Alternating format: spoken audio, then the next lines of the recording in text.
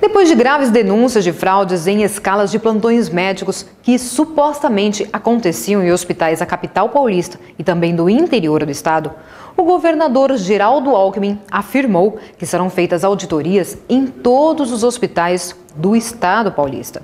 Após as denúncias, o secretário estadual de Esporte, Lazer e Juventude, Jorge Roberto Pagura, e o coordenador de Serviços da Saúde de São Paulo, Ricardo Tardelli, pediram demissão.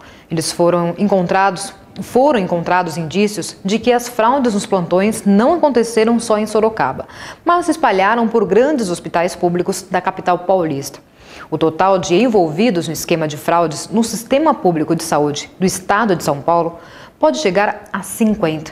O esquema teria desviado pelo menos R$2 milhões de recursos da saúde, recebendo por plantões médicos que nunca foram dados.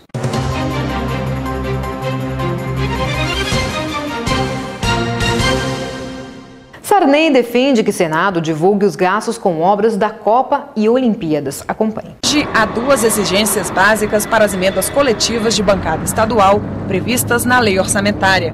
Elas devem se limitar a uma obra e o repasse vai para apenas um ente federativo ou entidade privada.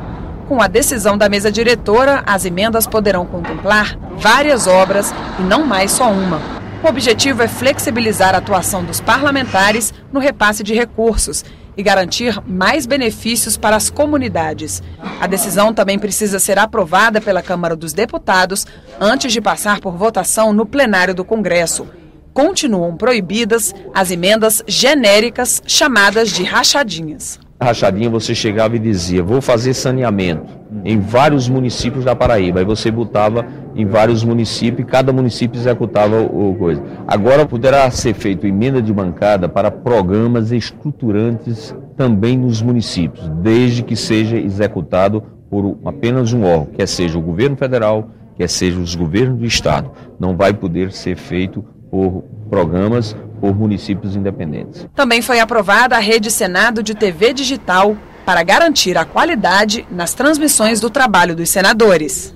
Em função da nova tecnologia, né, que o mundo está adotando, com a capacidade que a TV Senado está tendo de transmitir o que o Senado está fazendo, além de outros programas, nada mais natural que também tenhamos a capacidade de fazer com qualidade e com tecnologia. Durante reunião da mesa, ficou ainda decidido um prazo de 30 dias para que o ouvidor responda às demandas da sociedade. A ouvidoria do Senado começa a funcionar no próximo dia 28. As pessoas poderão tirar dúvidas, fazer sugestões, críticas e elogios por telefone, e-mail e até mesmo presencialmente. Desde abril, o ouvidor-geral é o senador Flecha Ribeiro, que tem mandato até 2013.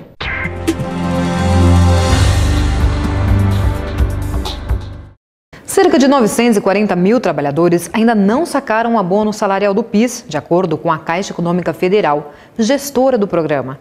No total, cerca de 15 milhões de assalariados de empresas privadas, diretores sem vínculo empregatício, empregados domésticos e menores aprendizes têm o direito a receber o benefício.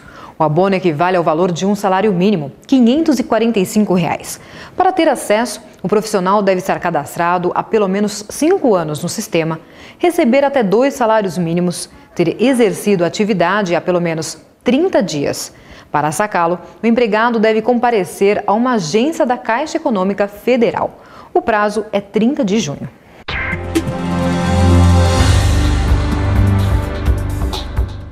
Comissão de Direitos Humanos debate o mercado de combustível no Brasil. Acompanhe. Um mercado que enfrenta denúncias de formação de cartel, de adulteração de combustíveis, concorrência desleal, preços abusivos. Enquanto os consumidores reclamam dos altos preços pagos por combustíveis, os frentistas reivindicam segurança, salubridade e um piso nacional para a categoria. Nós sofremos uma disparidade extraordinária nesse país. É uma coisa que dá para a gente ficar espantado. Enquanto São Paulo paga, em termos de ganho, cerca de R$ 1.400, R$ 1.500 por frentista, no Amazonas paga-se R$ 700. Aliás, não pagam nem o adicional de periculosidade na maioria dos casos.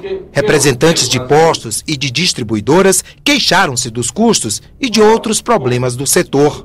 Não há absolutamente nada contrário a melhores salários, a pisos, etc. Agora, tem um detalhe muito importante. Quando se fala em reforma tributária nesse Brasil, tem que se olhar muito a desoneração da folha de pagamento. Essa é realmente muito sério.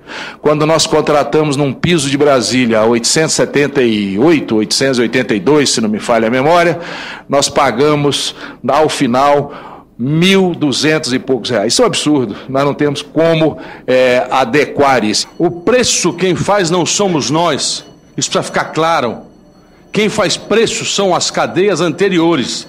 Quem faz preço de álcool é o usineiro. Quem faz preço de gasolina é a Petrobras.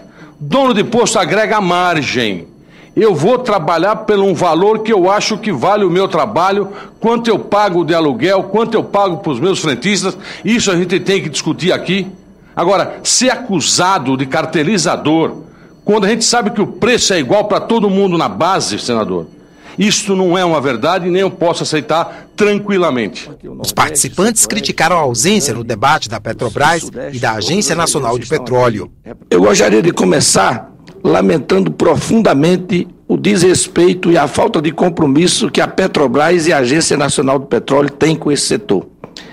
Eles foram convidados, tanto nessa audiência como numa outra audiência sobre o preço de combustível que teve na Câmara, e não comparecem em nenhuma das audiências. Único representante do governo na mesa, o secretário adjunto de acompanhamento econômico do Ministério da Fazenda falou de problemas estruturais no segmento. Segundo ele, o mercado pode sofrer com a redução do etanol na entre-safra. Como o etanol ele tem base na produção de cana, no caso aqui brasileiro, né, e a sua produção ela é datada num determinado período do ano, né, isso faz com que toda a produção ela seja despejada no mercado num determinado período. Então, há uma falha de mercado que impede que a oferta de etanol ela seja melhor distribuída ao longo do tempo. Coordenador do Movimento de Combate à Cartelização dos Combustíveis no Distrito Federal, Charles Guerreiro, defendeu a instalação de uma CPI para apurar a alta dos preços dos combustíveis e a formação de cartel. Existe hoje uma caixa preta, com certeza, na Petrobras que precisa ser aberta. E eu imagino que tudo que nós estamos falando aqui se resume a uma só situação, que é a abertura de uma CPI por esta casa, como nós já estamos sugerindo e trabalhando junto à Câmara dos Deputados para apurar tudo que se envolve em relação a esta questão. A ANP publica uma tabela de preços que não é verdadeira. É uma tabela que usa muito o mercado safado, o mercado bandido, para achar uma média de preço. Ela publica isso até hoje. Nós temos postos fechados há mais de ano em São Paulo e a ANP continua publicando preço de venda. Então, veja, é uma coisa, escabroso. Quer dizer, eu acho que uma CPI realmente precisa acontecer. É o único lugar do setor do mundo que aumenta o volume de venda, aumenta tudo e não tem lucro. Não dá para entender. Por isso, Paim, essa nossa reivindicação de saber aonde é que está o lucro desse setor, com quem está, se é com o governo através dos impostos, se é com a Petrobras, se é na distribuidora, se é na revenda, porque com os trabalhadores com certeza não está. E as denúncias foram da maior gravidade, fraude, sonegação, mistura de água com álcool, com gasolina, uma roubalheira no setor, lavagem de dinheiro. Isso é da maior gravidade, isso é caso, como se foi dito aqui, de polícia mesmo. Termina aqui o RVC Notícias, mande sua sugestão por e-mail jornalismo@redervc.com.br.